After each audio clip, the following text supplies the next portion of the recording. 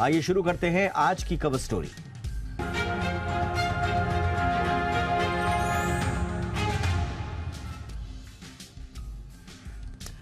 Internet पर एक video तेजी से वायरल हुआ है और इस वीडियो ने इंटरनेट पर तहलका मचा दिया है।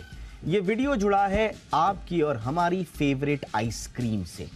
इस वीडियो में आइसक्रीम बनाते हुए दिखाया जा रहा है।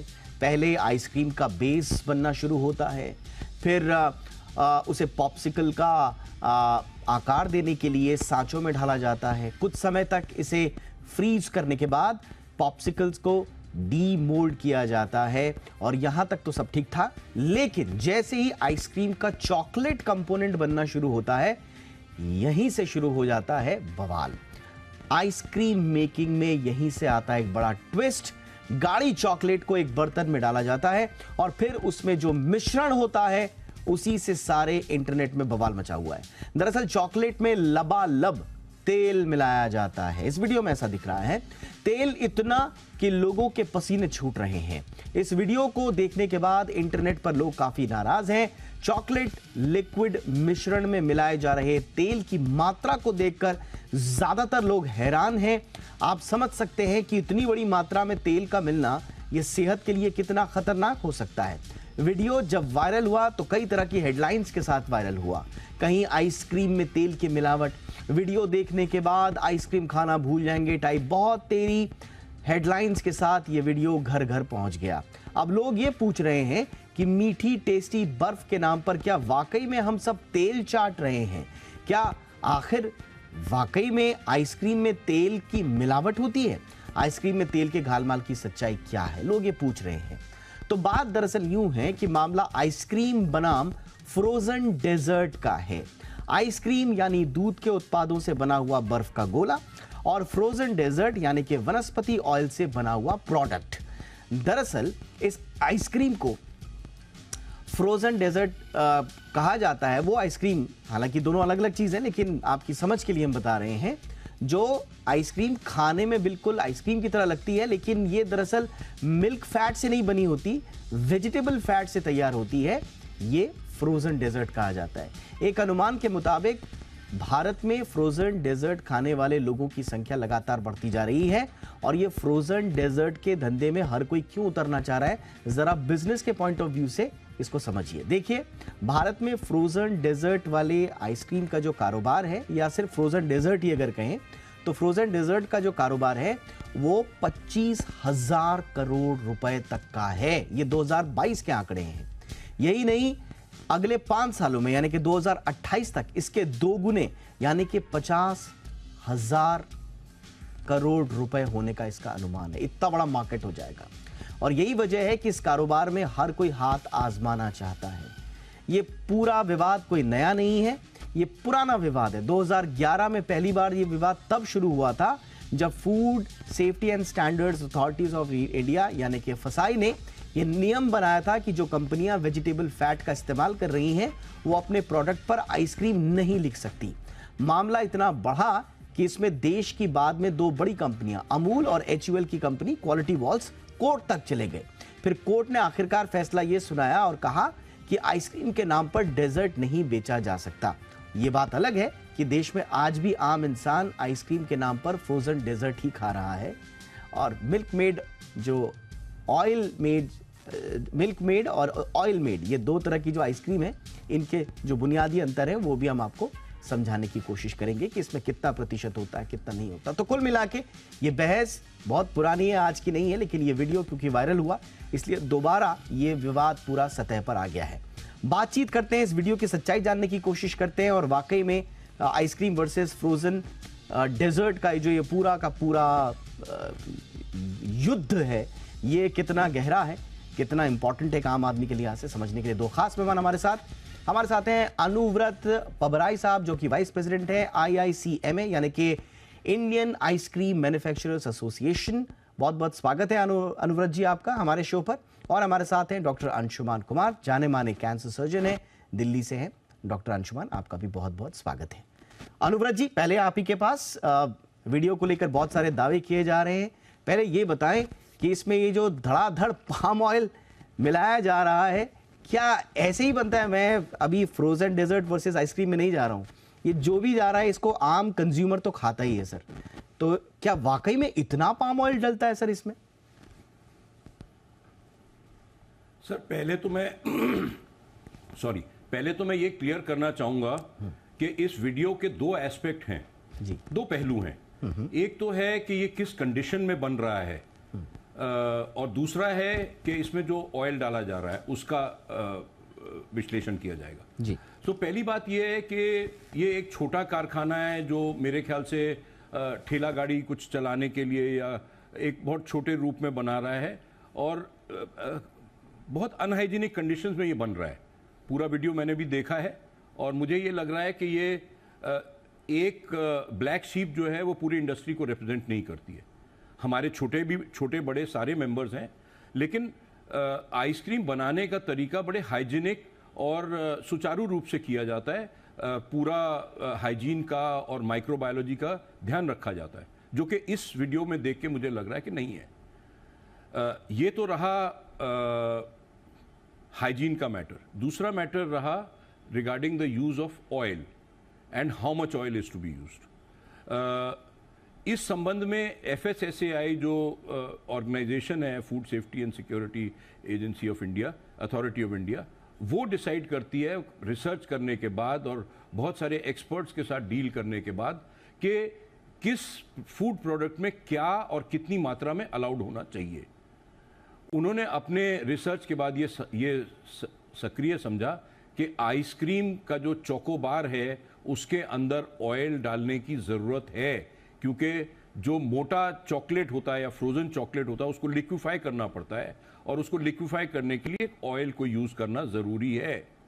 अब ऑयल डिफरेंट टाइप का हो सकता है, पाम ऑयल हो सकता है, पाम कर्नल ऑयल हो सकता है, लेकिन उसकी मात्रा भी परमिट की गई है कि कितना यूज़ करा जा सकता है। आपको लग रहा है कि वो बहुत ज़्यादा यूज़ कर रहे हैं, but normally it is used up to 50% of the chocolate.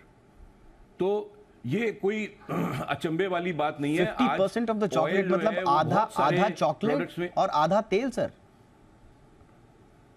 हाँ जी, बिल्कुल। और ये परमिटेड है? अलग अलग कंपनीज के अलग अलग मापदंड होते हैं, बट दैट मच ये फसाई द्वारा परमिटेड है सर? हाँ जी। और दूसरी चीज जो है वो हर कंपनी अपना अपना, कोई कम डालती है कोई ज्यादा डालती है, but that is the limit. दूसरी चीज जो है वो ये है कि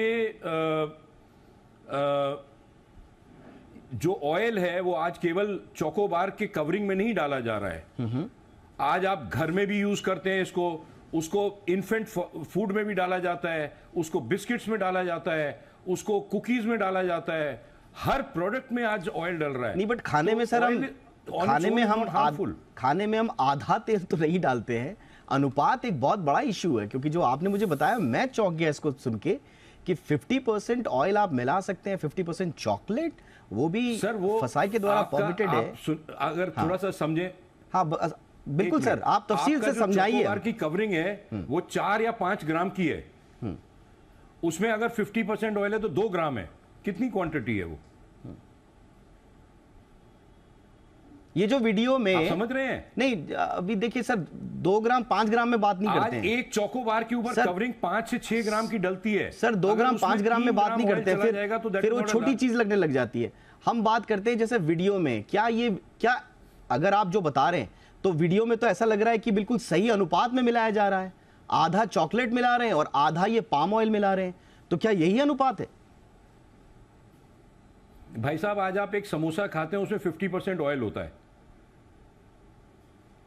50% ऑयल। तो आज आप चिप्स खाते हैं उसमें 25% ऑयल होता है। ओके। तो ये तो कहना बड़ा मुश्किल है अगर आप ऐसी तरीके से लेंगे। ठीक है सर, देखिए हम तो जो लोगों ने एक चोकोबार के अंदर कितना जा रहा है। नहीं सर, जो सवाल लोग पूछ रहे हैं हम तो उन सवालों को आपके सामने रख रहे हैं, आप एक एक करके उनका उत्तर दें। अब मैं चलता हूं डॉक्टर अंशुमान के पास। डॉक्टर अंशुमान, ये वनस्पति तेल मिलाया जा रहा है, अलग अलग नाना प्रकार के तेल होंगे, 50% की परमिशन है, ये कितना, ये वाकई में अगर ये फसाई ने इसको परमिट किया है तो आई एम श्योर बड़ी जिम्मेदार संस्था है, लोगों की सेहत का बड़ा ख्याल रखती है, तो ये इतना परमिशन अगर दिया है तो जाहिर तौर पर इसका मतलब क्या ये है कि 50% तेल 50% चॉकलेट सेहत के लिए ठीक है? जी, देखिए मैन्युफैक्चरिंग डिटेल तो जो साहब हैं ये इसके एक्सपर्ट हैं वही बता रहे हैं आपको। ये कह ही रहे हैं कि चॉकलेट और ये ऑयल 50% है। जो बात है इसकी हेल्थ रिलेटेड, मैं उस पर आ जाता हूँ। चाहे पाम ऑयल हो, चाहे हाइड्रोजनेटेड रिफाइंड ऑयल हो, जो भी ऑयल का इस्तेमाल आप कर रहे हैं, चाहे किसी भी फॉर्म में कर रहे हैं, आइसक्रीम में कर रहे हैं, जैसा इन्होंने बताया, समोसे में, चिप्स में, जहां भी कर रहे हैं, एक सर्टेन लेवल के ऊपर हाइड्रोजनेटेड ऑयल एक तो क्रोनिक इन्फ्लेमेटरी रिएक्शन बॉडी में कराए। इसका मतलब क्या हुआ कि अलग अलग अंग में ऐसे इन्फ्लेमेशन के साइन आएंगे जिसमें heart disease, peripheral vascular disease, impotency जैसी प्रॉब्लम और लंबे समय के बाद कैंसर जैसी सर, मैं sorry to interrupt you for 1 minute. Sorry, I'm interrupting you, sir. Use of hydrogenated oil is not permitted in ice cream, sir.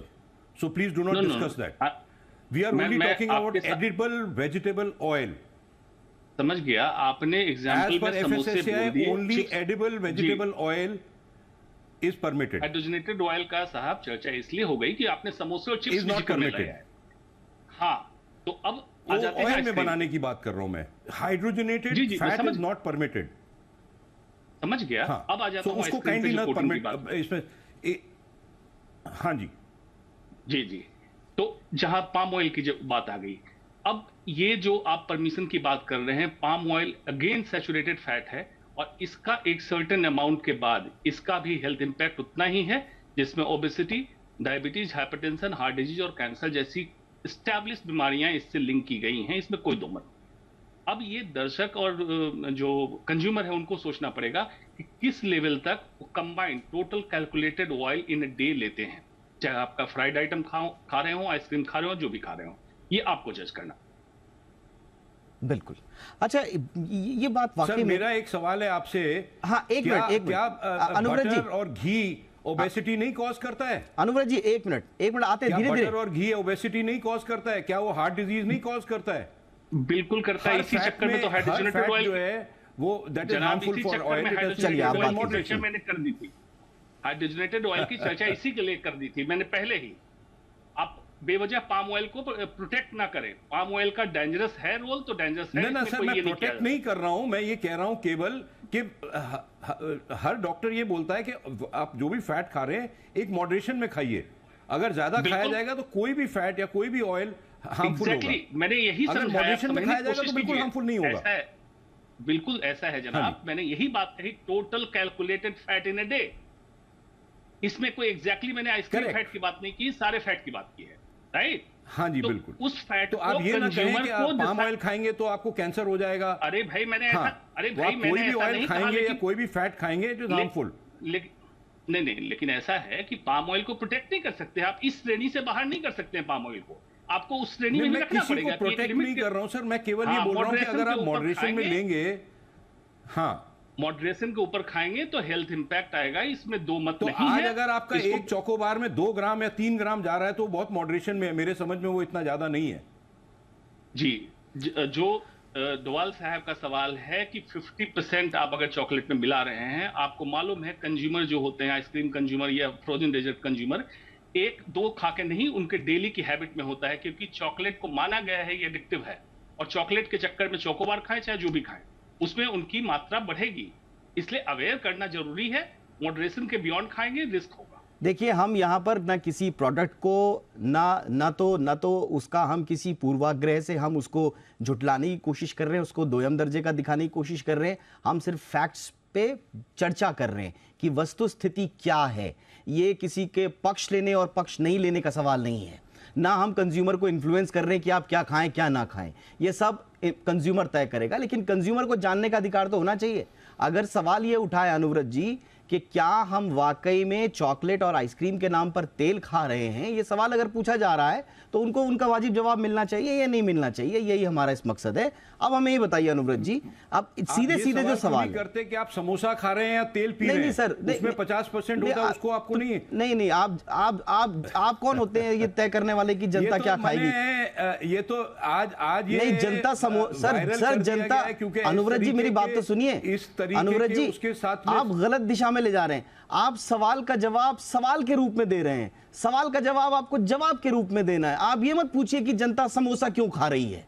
तो क्या वो आइसक्रीम नहीं खा मैं ये नहीं सकती? कह रहा हूं कि मेरा बड़ा सिंपल आपके आंसर है सर, कि आप अगर एक चोकोबार खा रहे हैं या एक आइसक्रीम खा रहे हैं या एक फ्रोजन डेजर्ट खा रहे हैं, उसमें 3 से 4 ग्राम ऑयल जा रहा है, बस इतना, या बस 5 इतना ग्राम जा रहा है, बस या आपका 6 जवाब ग्राम यहीं जा रहा तक है। होना चाहिए अनुव्रत जी, यहीं तक होना चाहिए। वो जवाब यहीं तक हो, में वो हार्मफुल नहीं है। ये बेहतर है कि आपका जवाब यहीं तक हो कि आपके द्वारा आपकी जानकारी में चॉकलेट में कितना तेल मिलाया जाता है। अब इसके ऊपर आप क्या व्यक्ति समोसा खा रहा है या वो पकोड़े खा रहा है, यहां तक न जाए फिर, क्योंकि बात कहीं और चली जाती है। एनीवे, अब जरा अनुव्रत जी मुझे एक चीज बताइए थोड़ा दर्शकों की जानकारी के लिए, क्या जो हम ब्रिक्स के नाम पर, जो ब्रिक्स के नाम पर हम आइसक्रीम खाते हैं, क्या ये आइसक्रीम्स होती हैं सर? ब्रिक्स के नाम पे देखिए, देयर आर एफएसएसएआई में 2 टाइप के प्रोडक्ट हैं, एक है आइसक्रीम और एक है फ्रोजन डेजर्ट। अब मैं आपको ये इनका डिफरेंशिएशन भी बता दूं, आइसक्रीम और फ्रोजन डेजर्ट सब रूप में सेम है, केवल एक अंतर है दोनों के बीच में, और वो है आइसक्रीम जो है वो डेयरी फैट से बनती है और फ्रोजन डेजर्ट जो है वो एडिबल वेजिटेबल ऑयल से बनती है। बाकी सब कुछ सेम है, सेम फैक्ट्री में बनती है, सेम इक्विपमेंट में बनती है, सेम तरीके से फ्रीज होती है, सेम तरीके से सेल होती है। फर्क केवल ये है कि एक में डेयरी फैट है और एक में वेजिटेबल ऑयल है। टेस्ट में भी दोनों का अंतर निकालना बहुत मुश्किल है, ये बहुत अटेम्प्ट किए गए हैं ये पता करने के लिए कि दोनों में अंतर में क्या है। और जहां तक उनका हेल्दी होना, दोनों आइसक्रीम और फ्रोजन डेजर्ट दोनों बहुत हेल्दी हैं, दोनों में मिल्क है, कार्बोहाइड्रेट्स हैं, प्रोटीन्स हैं, मिनरल्स हैं, विटामिन हैं। आइसक्रीम में भी है, फ्रोजन डेजर्ट में भी है, दोनों में है, दोनों न्यूट्रिशनस प्रोडक्ट हैं। और ये हम नहीं कह सकते कि एक में है एक में नहीं है। दूसरी चीज नहीं सर, मैं यहीं तक सर, यहीं तक मैं जरा अंशुमान जी का उसमें रिएक्शन ले लूं।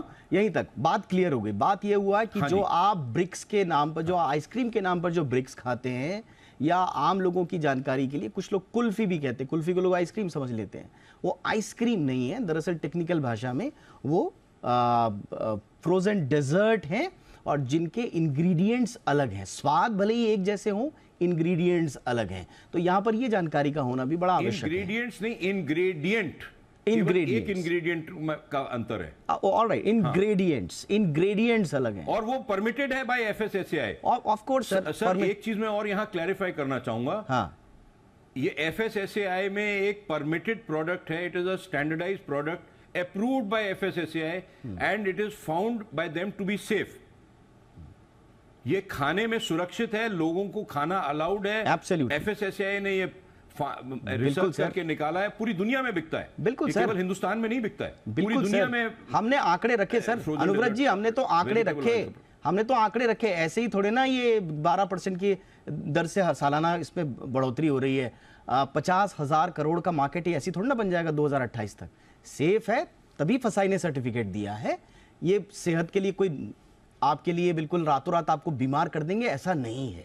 लेकिन हम सिर्फ दर्शकों की जानकारी के लिए बता रहे हैं कि जो आइसक्रीम के नाम पर जो आप सोचते हैं कि फ्रोजन डेजर्ट अगर आप खा रहे हैं, तो उनकी जानकारी के लिए बता रहे हैं, ताकि उनको एक इन्फॉर्म्ड डिसीजन लेने में सहायता मिल सके। डॉक्टर अंशुमान, अब बहुत अच्छा आपने ये सवाल किया। आपने ये भी कहा कि कुल्फी को भी लोग आइसक्रीम बोल रहे हैं। आज ये नॉर्मल लैंग्वेज में आइसक्रीम, फ्रोजन डेजर्ट, कुल्फी, ये सबको आइसक्रीम ही बोला जाता है। नहीं, मैं इसलिए कह रहा हूं सर, लैंग्वेज में जो देखिए सर, आदमी है उसकी लैंग्वेज में मैं सर इसलिए कह रहा हूं क्योंकि हमारा ये देश लगातार डायबिटिक कैपिटल होता जा रहा है। आईसीएमआर की रिसेंट स्टडी आई है, 25 करोड़ लोग देश में प्री डायबिटिक और डायबिटिक हैं, और उनके दिमाग में कभी कभी ये भ्रांति होती है कि वो आइसक्रीम खा रहे हैं तो वो सेफ है, वो खाने के बाद आइसक्रीम खा लेंगे तो सब ठीक हो जाएगा। तो इसलिए सेहत के कनेक्शन की चर्चा इस पे करनी चाहिए। अंततोगत्वा डिसीजन कंज्यूमर को लेना है। आइसक्रीम खाएंगे और डायबिटीज नहीं होगी, और फ्रोजन डेजर्ट खाएंगे तो डायबिटीज हो जाएगी। ये कंज्यूमर पे छोड़िए ना सर, गलत बात है सर, ये कंज्यूमर पे छोड़िए ना सर, ये कंज्यूमर पे तो छोड़िए। डॉक्टर साहब आपके पैसे, मैं कंज्यूमर पे छोड़िए सर, हम तो वस्तु स्थिति रख रहे हैं सामने। डॉक्टर अंशुमान, क्या वाकई में नहीं, आप ये स्टेटमेंट्स इस तरीके की कर रहे हैं सर, सरासर गलत हैं। Pardon my saying so, doctor साहब आपके बगल में बैठे हैं, आप आइसक्रीम, ये आप स्टेटमेंट ये कर रहे हैं कि आइसक्रीम खाएंगे तो डायबिटीज नहीं होगी, फ्रोजन डेजर्ट खाएंगे तो डायबिटीज। मैंने ऐसा कहाँ कहा सर? मैंने कहाँ कहा ऐसा? मैंने सिर्फ अभी कहे हैं ये चीज। नहीं, मैंने कहा कि जिस देश में डायबिटीज एक बड़ी समस्या बनती जा रही हो, उसमें आइसक्रीम और फ्रोजन डेजर्ट के बीच में फर्क भी होना चाहिए। हर खाने के उत्पाद के बीच में फर्क पता होना चाहिए इंसान को, ताकि वो अपने डॉक्टर से पता करने के बाद इन्फॉर्म डिसीजन ले सके। हर एक आइसक्रीम और फ्रोजन डेजर्ट के प्रोडक्ट के ऊपर ये लिखा हुआ है कि उसके क्या इंग्रेडिएंट्स हैं, ये आपने सही कहा, कैलोरीज हैं, सारी न्यूट्रिशनल इंफॉर्मेशन, ये आपने सही कहा। ये आइसक्रीम है या फ्रोजन डेजर्ट है, अगर एक इन्फॉर्म्ड कंज्यूमर है वो जरूर पढ़ सकता है और देख सकता है। बिल्कुल, हम यही कह रहे हैं, आपने बिल्कुल सही कहा कि हर प्रोडक्ट के ऊपर लिखा होता है कि वो आइसक्रीम है या फ्रोजन डेजर्ट है। तो इसलिए हमारे कंज्यूमर्स को हमारी ये सलाह है कि पैकेट पे पढ़ें कि फ्रोजन डेजर्ट है या आइसक्रीम है। आपकी चॉइस है, जरूर पढ़ें, आपकी चॉइस है, ये आपकी चॉइस है। आपको फ्रोजन डेजर्ट अच्छा लगता है, ज्यादा से ज्यादा मात्रा में खाइए, कोई इशू नहीं है, उसमें कोई प्रॉब्लम नहीं, लेकिन इन्फॉर्म्ड डिसीजन रखिए। बिल्कुल। डॉक्टर अंशुमान, अब आपके पास आऊंगा सर। बिल्कुल, इसमें मैं आपसे सहमत हूं सर। डॉक्टर अंशुमान, क्या वाकई में इसमें सेहत के कनेक्शन के हिसाब से एक चॉइस के रूप में क्या हम ये कह सकते हैं किसी कंज्यूमर को, ये आप जरा मेडिकल नजरिए से हमें बताइएगा, क्या हम किसी कंज्यूमर को कह सकते हैं कि भाई तुम्हारे लिए आइसक्रीम ठीक नहीं है, या तुम्हारे लिए फ्रोजन ठीक नहीं है, या तुम दोनों में से एक खाओ, या दोनों खाओ, या दोनों में से एक भी मत खाओ? जी देखिए, 3-4 चीजें क्लियर करते चलते हैं जागरूकता के दृष्टिकोण से, जिसके लिए आप ये कार्यक्रम आज कर रहे हैं। एक कस्टमर, जैसा कि साहब ने बोला कि समोसे की बात कही, समोसे के बारे में पता है कि डीप फ्राई है, इसमें ऑयल है, तो पहली जागरूकता ये होनी चाहिए कि फ्रोजन डेजर्ट में ऑयल है, जो मैक्सिमम लोगों को पता नहीं होता है कि इसमें तेल है या नहीं। तो पहली बात तो ये है कि तेल होता है, तेल में सैचुरेटेड फैट होता है, ये भी आपको पता होनी चाहिए। तीसरी बात, आपने सही आंकड़ा रखा, 25 करोड़ से ज्यादा लोग हो चुके, लगभग 30% लोग इंडिया में डायबिटिक हो चुके हैं, और उसमें 10% बच्चे हैं जो डायबिटिक हो चुके हैं। अब इसका रिलेशन, पहला हेल्थ इंपैक्ट डायबिटीज से कैसे होगा? मीठा खाने से डायरेक्टली डायबिटीज का कोई लेना देना नहीं है। डायबिटीज है तो आपका डायबिटीज डिस्टर्ब होगा, लेना देना उससे है high calorie content, saturated fat, central obesity मतलब पेट और हिप्स के ऊपर मोटापा, और ये डायबिटीज के लिए आपको प्रोन करेगा, प्री डायबिटिक स्टेट में लेके जाएगा। इसमें अगर आप इस तरह का फैट का सेवन कर रहे हैं, चाहे तो एनिमल प्रोडक्ट फैट हो, चाहे तो वेजिटेबल ऑयल फैट हो, दोनों आपके further risk factor like hypertension, heart disease, cancer के रिलेशन को बढ़ाएगा, इसमें कोई दो मत नहीं, ये सब प्रूवन फैक्ट है। अब इससे जब आप जाते हैं तो कंज्यूमर को आपको इतना अवेयर करना है कि बिल्कुल फ्री है, कंज्यूमर जो चाहे खाए, लेकिन उसमें अवेयर करना है कि दोनों में डिफरेंस, ऑयल की मात्रा, और क्या मॉडरेशन कहता है एक पर केजी बॉडी वेट के हिसाब से 60 किलो का आदमी किस लेवल तक फ्रोजन डेजर्ट या आइसक्रीम खा सकता है जो उसके लिए सेफर है। ये बिल्कुल जरूरी है, अदरवाइज जिस कदर हिंदुस्तान में डायबिटीज और डायबिटीज रिलेटेड प्रॉब्लम बढ़ रही है, अनकंट्रोल हो जाएगा, वाकई इतने हमारे पास अस्पताल और डॉक्टर नहीं मिलेंगे। यही था हमारा मकसद, दोनों तरफ की हमने बातचीत करी। एक बार फिर हम आपको बता दें, ये चर्चा हमने फ्रोजन वर्सेस आइसक्रीम इसलिए नहीं रखी है कि आइसक्रीम बुरी है फ्रोजन अच्छा है, या फ्रोजन बुरा है आइसक्रीम अच्छी, सिर्फ इसलिए कि इस वीडियो के बाद लोगों के मन में एक उत्सुकता है कि क्या वाकई में आइसक्रीम में ऑयल की मिलावट होती है, और अगर मिलावट होती है तो वो किस कैटेगरी में चला जाता है। तो ये पूरी बात क्लियर हो गई। अब ये दर्शकों पर निर्भर करता है कि उनको अपने टेस्ट के मुताबिक, अपने डिसीजन के हिसाब से क्या खाना पसंद है, वो उनका डिसीजन है। हमारी इस चर्चा का मकसद सिर्फ इतना था कि लोगों को वस्तु स्थिति का पता चले। बहुत बहुत शुक्रिया आप दोनों का वक्त निकालने के लिए। अनुव्रत जी, आपका भी बहुत बहुत शुक्रिया। डॉक्टर अंशुमान, आपका भी बहुत बहुत शुक्रिया सर। ये थी आज की हमारी कवर स्टोरी। देश को 5 वंदे भारत ट्रेनों का तोहफा मिलने वाला है। कल यानी मंगलवार को प्रधानमंत्री नरेंद्र मोदी मध्य प्रदेश का दौरा करेंगे। इस दौरान पीएम मोदी राजधानी भोपाल स्थित रानी कमलापति रेलवे स्टेशन से 5 वंदे भारत ट्रेनों को हरी झंडी दिखाएंगे। प्रधानमंत्री कार्यालय की ओर से जारी बयान में कहा गया है कि कल जो 5 ट्रेनें लॉन्च होंगी उनमें शामिल हैं रानी Kamlapati Jabalpur Vande Bharat express, Khajuraho Bhopal Indore Vande Bharat express, Goa Mumbai Vande Bharat express, Dharwad Bengaluru Vande Bharat express और हटिया पटना वंदे भारत एक्सप्रेस। रक्षा मंत्री राजनाथ सिंह ने जम्मू यूनिवर्सिटी में रक्षा कॉन्क्लेव को संबोधित किया। इस दौरान उन्होंने पाकिस्तान को खरी खोटी सुनाई। उन्होंने कहा कि वो पहले अपना घर संभाले। पाकिस्तान कश्मीर की रट लगाकर उसे कुछ हासिल नहीं होने वाला। पाकिस्तान अधिकृत कश्मीर को लेकर राजनाथ सिंह ने कहा कि उसे अब भारत में मिलाने की मांग उठने लगी है। राजनाथ सिंह ने पाकिस्तान के साथ साथ चीन पर भी करारा वार किया। उन्होंने कहा कि चीन में सीमा समझौते का उल्लंघन किया है चीन ने, जिसका हमारी सेना ने मुंहतोड़ जवाब दिया।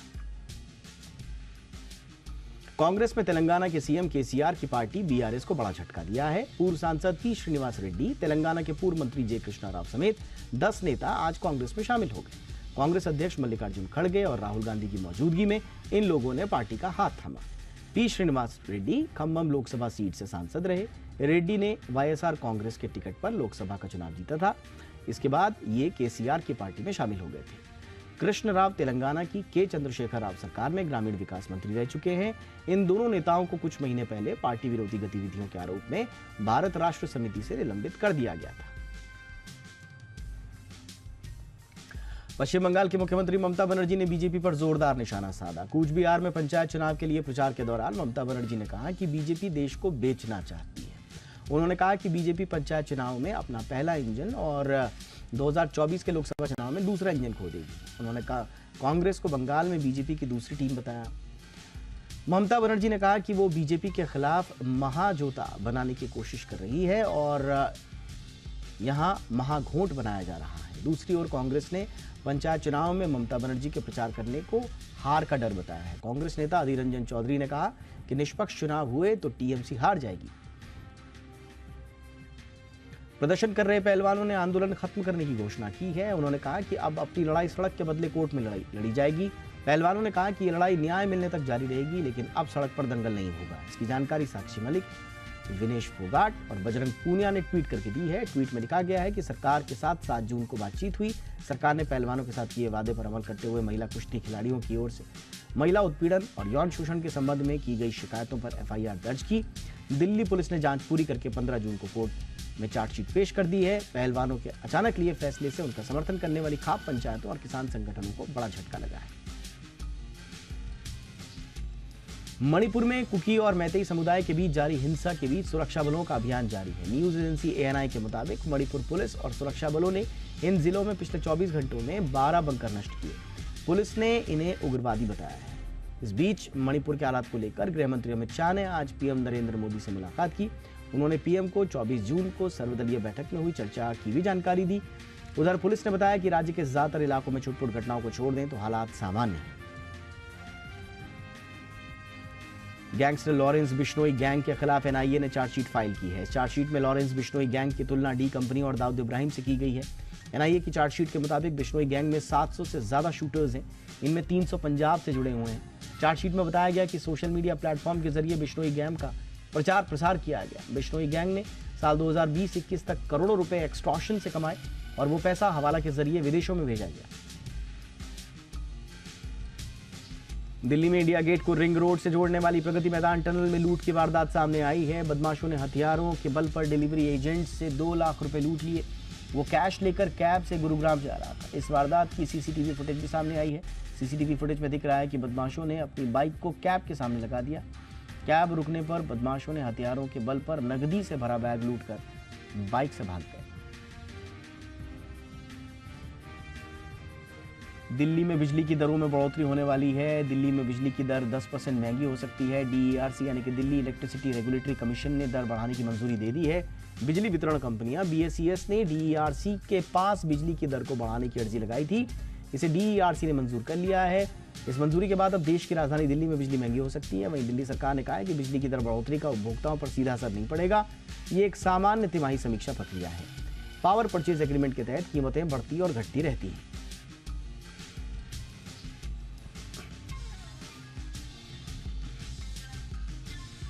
प्रधानमंत्री नरेंद्र मोदी को लेकर अमेरिका में जो बाइडेन और बराक ओबामा आमने सामने हैं। पीएम मोदी की यात्रा के दौरान ही ओबामा ने एक ऐसा बयान दिया जिस पर अब अमेरिका के लोग ओबामा को ही निशाना बना रहे हैं।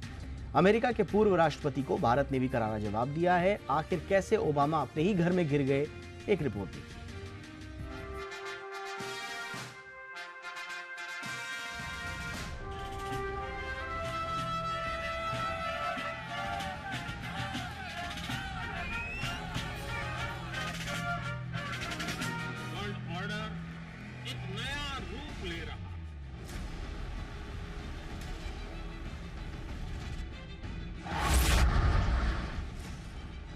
मोदी पर सवाल उठाने वाले अमेरिका के पूर्व राष्ट्रपति बराक ओबामा को उनके ही देश में आईना दिखा दिया गया। I think the former president should spend his energy complimenting India. Modi को टारगेट करने वाले बयान पर ओबामा को भारत ने भी करारा जवाब दिया।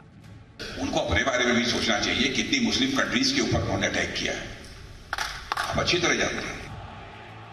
अमेरिकी राष्ट्रपति जो बाइडेन जब पीएम मोदी का व्हाइट हाउस में स्वागत कर रहे थे, ठीक उसी दौरान Barack Obama anti India agenda चलाने वालों की जुबान बोल रहे थे।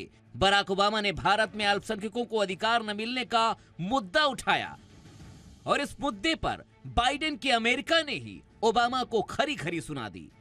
I think the former president should spend his energy complimenting India more than criticizing India. India is the most diverse country in human history. It's not a perfect country, just like the United States is not a perfect country, but its diversity is its strength, and we should be complimenting the largest democracy in the world every chance that we have.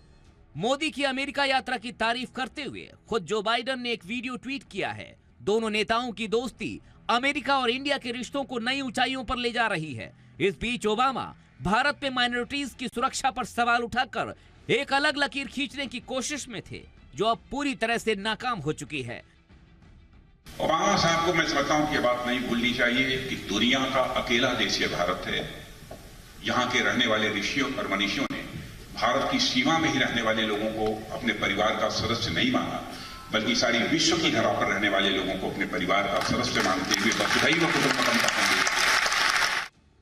America के पूर्व राष्ट्रपति को सरकार ने तो करारा जवाब दे ही दिया है, पर मोदी विरोध में कांग्रेस अपने देश के मुद्दों को लेकर ओबामा की बात पर ही यकीन कर रही है। ओबामा साहब ने सवाल ये उठाया था कि वहां माइनॉरिटी के साथ भेदभाव क्यों, उनके साथ असहिष्णुता क्यों। तो उस सवाल का जवाब माइनॉरिटी के रूप में उन्होंने मांगा था ओबामा साहब। और ये कौन है ओबामा साहब?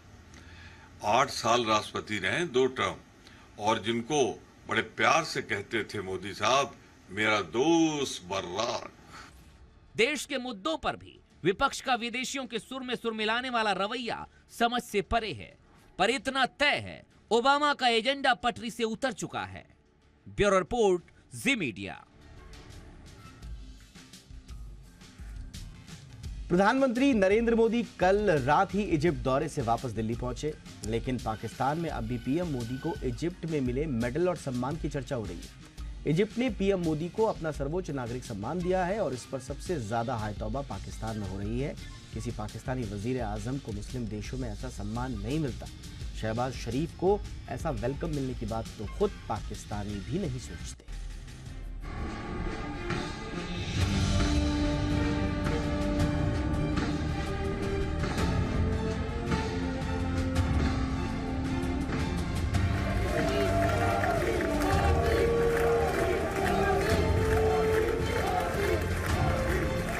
भारत के वजीर आजम का भी वो जो अमेरिका के दौरे का हैंगओवर ख़त्म नहीं हुआ था कि आगे वो इजिप्ट पहुंचे, जहाँ पे उनको हाईएस्ट ऑनर जो है वो दिया गया है।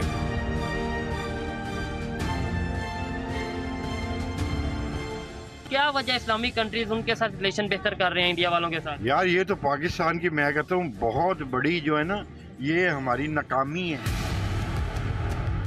इजिप्ट में पीएम मोदी को मेडल मिलते ही पाकिस्तानियों के सीने पर सांप लौटने लगा।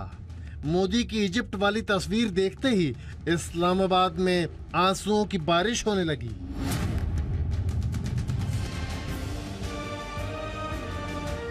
वो हमें हर मुल्क में घुसते हुए, हर मुल्क का विजिट करते हुए, हर मुल्क के हुक्मरानों से मिलते हुए नजर आ रहे हैं।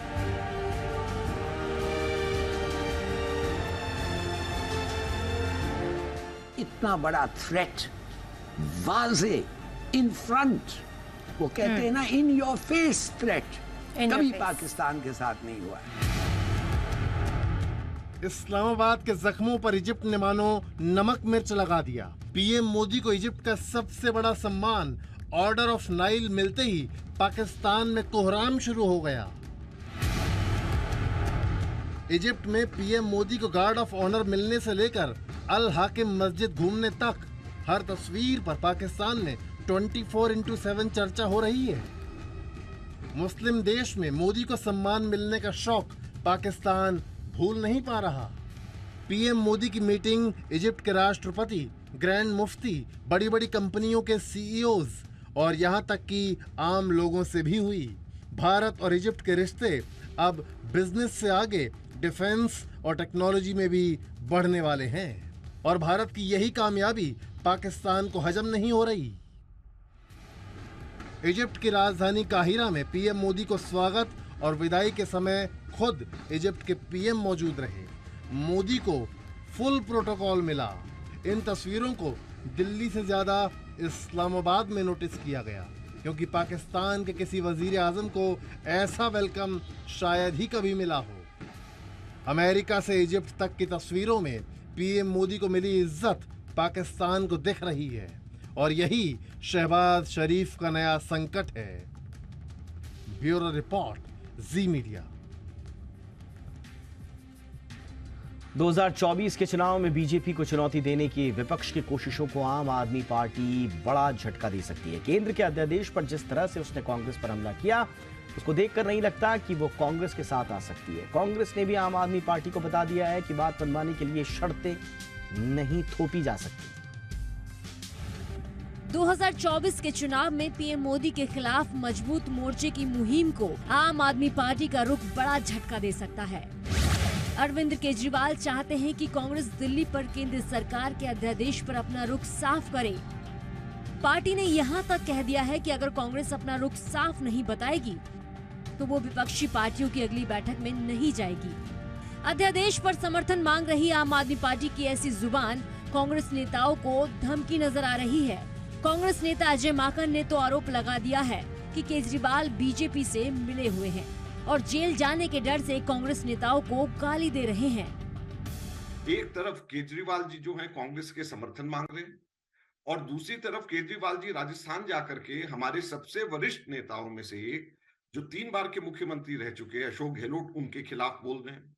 सचिन पायलट जो और दूसरे हमारे राजस्थान के अंदर बहुत सीनियर लीडर हैं, उनके खिलाफ जाकर के बोल रहे हैं। अरविंद केजरीवाल जी बीजेपी से मिले हुए हैं और जेल नहीं जाना चाहते, अन्यथा वो पूरी तरीके से जेल जाने की उनकी तैयारी हो चुकी है क्योंकि भ्रष्टाचार किया है और उनके 2 साथी ऑलरेडी जेल के अंदर हैं भ्रष्टाचार में, उनको बाहर निकालना चाहते हैं, तो बीजेपी से समझौता करना चाहते हैं। अध्यादेश को लेकर आम आदमी पार्टी के निशाने पर राहुल गांधी हैं। पार्टी ने राहुल को उनका मोहब्बत की दुकान वाला बयान याद दिलाया है और कहा है कि अगर कांग्रेस वाकई मोहब्बत फैलाती है तो उसे ऐसा करके भी दिखाना होगा। प्यार, ये बातें अपनी भाषण में कहते हैं कि भारतीय जनता पार्टी नफरत फैलाती है, कांग्रेस और राहुल गांधी प्यार और मोहब्बत फैलाते हैं। मोहब्बत की दुकान चला रहे हैं नफरत के बाज़ार में। तो उस मोहब्बत की दुकान में वो मोहब्बत किस किस के लिए है ये तो दुकानदार नहीं तय करेगा, तो जो ग्राहक आएगा वो मोहब्बत खरीद सकता है। तो जो कहा है उसको करके भी दिखाना पड़ेगा। कांग्रेस को दरअसल आम आदमी पार्टी की भाषा पर ऐतराज है। मल्लिकार्जुन खड़गे केजरीवाल की कोशिशों पर सवाल उठा चुके हैं।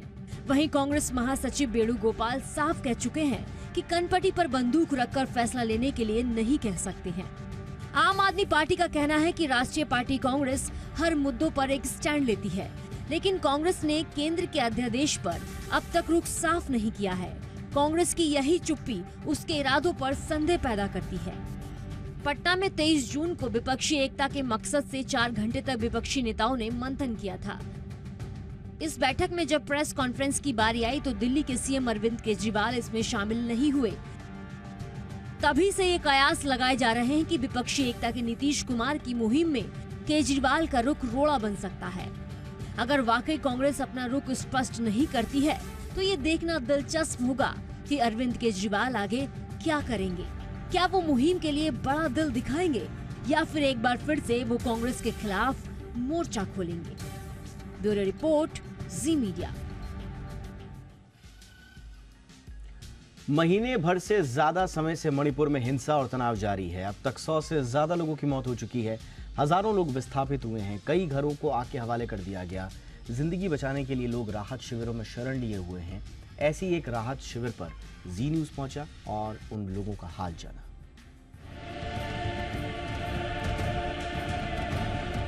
मणिपुर में हिंसा की आग अब तक कई जिंदगियों को ले चुकी है, तो वहीं कई लोग जान बचाने के लिए अपना आशियाना छोड़ने को मजबूर हुए हैं। इन लोगों ने शरण ली है रिलीफ कैंपों में, जहां ये अपने परिवार के साथ सुरक्षित महसूस कर रहे हैं। हालांकि घर छोड़ने का दर्द इनकी आंखों से छलक उठता है। ये उस पल को याद कर सिहर उठते हैं जब हिंसा की चिंगारी ने इनके आशियाने को खाक कर दिया। राजधानी इम्फाल में जिस रिलीफ कैंप में ये लोग रह रहे हैं, वहां जी न्यूज पहुंचा और इन लोगों का हाल जाना। मैतेई समाज के लोगों ने इस रिलीफ कैंप में पनाह ली हुई है। इस रिलीफ कैंप में अब तक 16 बच्चों का जन्म हो चुका है। कईयों को तो इस दुनिया में आए हुए सिर्फ 1 हफ्ता हुआ है। मणिपुर में हो रही हिंसा कि शायद ही इन बच्चों को कोई भनक हो, क्योंकि अभी अभी तो इनका जीवन शुरू हुआ है, अभी अभी तो इन्हें एक नई ज़िंदगी मिली है। और एक रिलीफ कैंप में इस वक्त हमारी मौजूदगी है। तस्वीरों के ज़रिए आपको समझाने की कोशिश करते हैं कि एक तरफ हिंसा की आग है, लेकिन इसी हिंसा के बीच में आप देखिए कि किस तरह से नया जीवन भी मिल रहा है। ये वो बच्चे हैं जिनकी माताएं गर्भवती थी और रिलीफ कैंप में 1 नहीं 2 नहीं, जहां हमारी मौजूदगी है, 16 बच्चों ने जन्म लिया है। ये जो 2 बच्चे आप देख रहे हैं, इनकी अभी अभी सृष्टि पूजा हुई है, यानी कि ये बच्चे सिर्फ अभी 6 दिन के ही हैं। 6 दिन के ये बच्चे।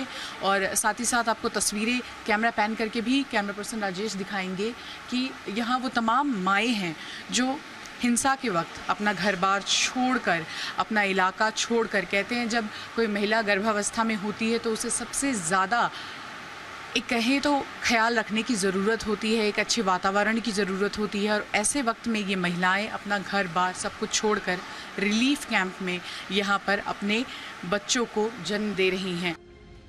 वहीं केंद्र और राज्य सरकार भी मणिपुर में शांति बहाली के लिए पुरजोर कोशिश कर रही है। सीएम एन बीरेंद्र सिंह ने केंद्रीय गृह मंत्री अमित शाह से मुलाकात की और उन्हें प्रदेश के मौजूदा हालात की जानकारी दी। गृह मंत्री जी का और ऑनरेबल प्राइम मिनिस्टर का और सेंट्रल लीडर जो है अपने सरकार का, बीजेपी का, तो मणिपुर को लेके बहुत कंसर्न है। तो इसीलिए गृह मंत्री यहाँ पे 3 दिन ठहरने के बाद चला गया वापस। 3 दिन लगातार यहीं पे थे। और union home minister state Nityanand Rai ji थे। इससे पहले मणिपुर के हालात पर सरकार सर्वदलीय बैठक कर चुकी है। विपक्ष से इस पर सहयोग मांगा गया है। वहीं गृह मंत्री अमित शाह लगातार मणिपुर के हालात पर नजर बनाए हुए हैं। उम्मीद है जल्द ही मणिपुर में जिंदगी पटरी पर लौटेगी और दहशत के साए में जी रहे लोग फिर से अपनी जिंदगी सुकून से जिएंगे।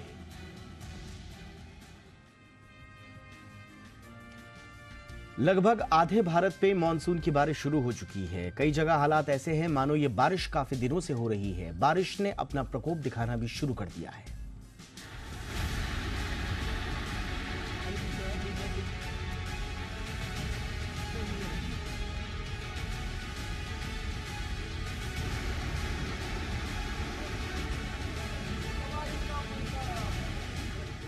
हिमाचल प्रदेश के मंडी में बादल फटने के बाद की इन तस्वीरों को देखिए।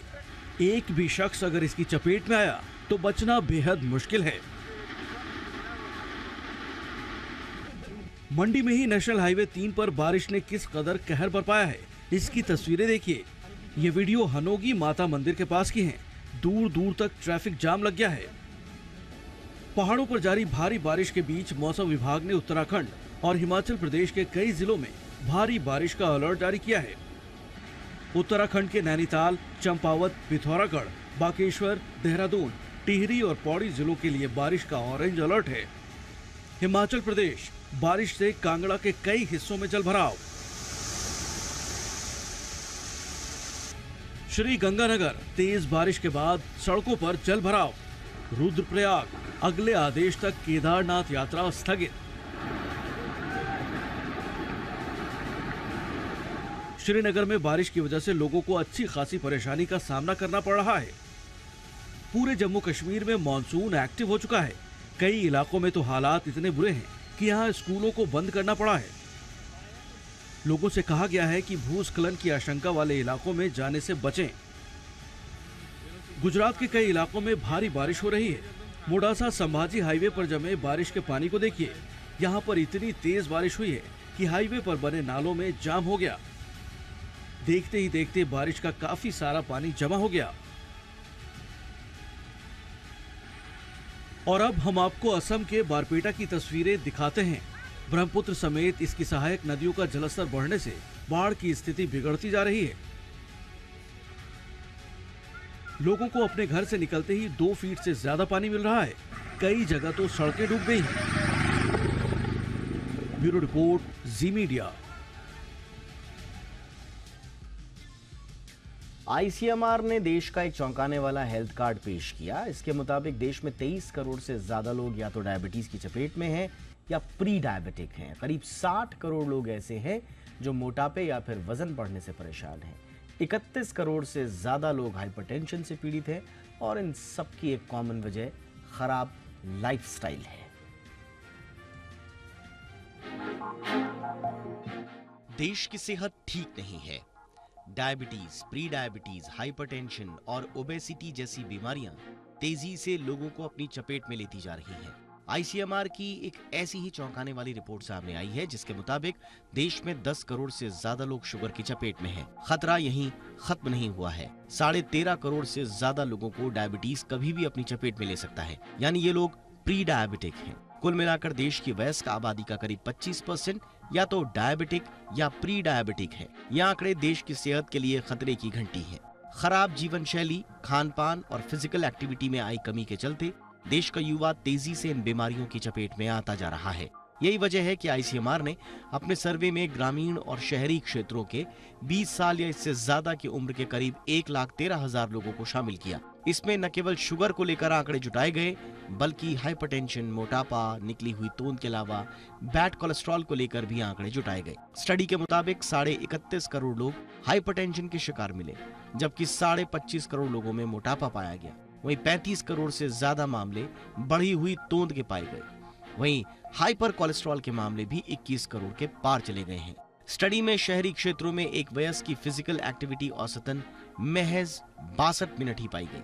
ग्रामीण इलाकों में यह आंकड़ा 101 मिनट का पाया गया। वहीं बैठकर काम करने या बैठे रहने की अवस्था की बात करें तो शहरी क्षेत्रों में यह आंकड़ा 324 मिनट यानी 5.5 घंटे और ग्रामीण इलाकों में औसतन 301 मिनट यानी कि 5 घंटे का पाया गया।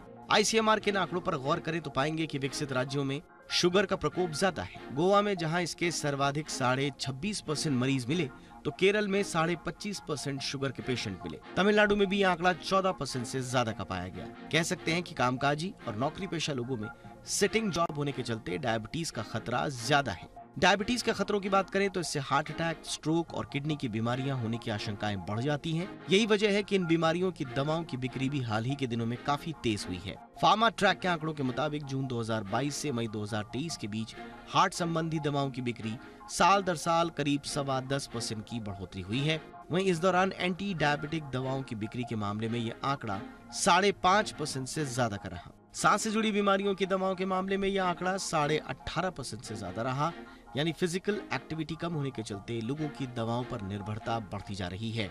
सबक एक ही है कि अपनी दिनचर्या में एक्सरसाइज को शुमार करें, हेल्दी डाइट लें और ऑफिस में हैं तो फिजिकल एक्टिविटी बढ़ाएं ताकि शुगर और मोटापे जैसी बीमारियों से दूरी बनाए रखी जा सके।